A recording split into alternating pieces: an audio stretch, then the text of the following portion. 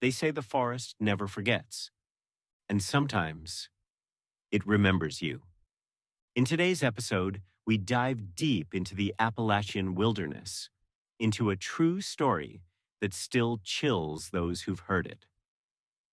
A man named David Harrelson, an experienced hiker, vanishes for 3 days, only to return with a story that defies logic and possibly reality.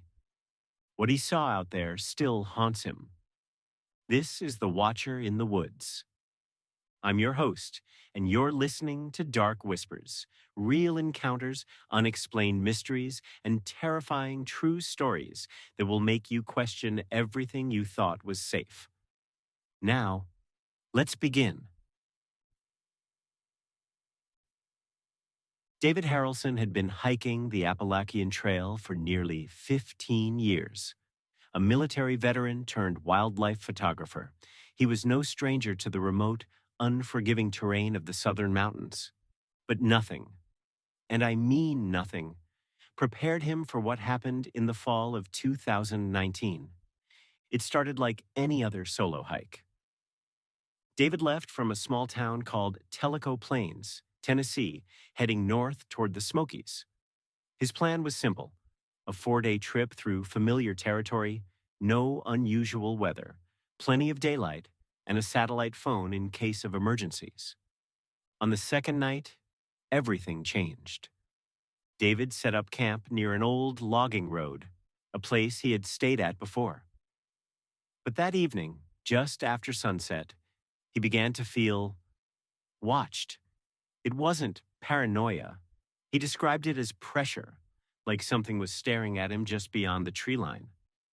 At first, he thought it was a black bear, maybe a curious one. So he built up his fire, secured his gear, and tried to ignore it. That was his first mistake. Because around midnight, the forest went dead silent. No crickets, no wind, no movement, just a thick, heavy silence. Then came the footsteps. Slow, heavy, deliberate. David grabbed his flashlight and shined it toward the noise. Nothing, but the feeling, the certainty that something was standing just out of reach, never left him. He didn't sleep that night. The next morning, he debated turning back, but pride and routine kept him going. He moved north, deeper into the woods. That's when he noticed something odd. Every few hours, he'd come across strange arrangements of sticks, always in threes, always tied together with what looked like old animal sinew or plant fibers. They were never there before, not on this trail, not in any guidebook. But the real terror began that evening. As the sun set, David began to hear a voice, not loud, not clear, but unmistakably human.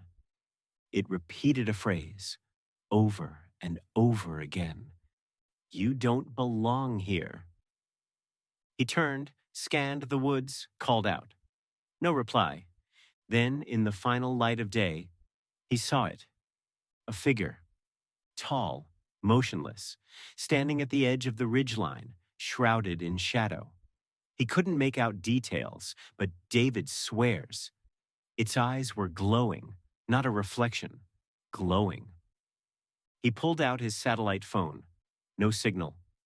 That's not unusual in the Appalachians, but this time, even his compass started spinning. Panic took over. He grabbed his gear and ran back the way he came.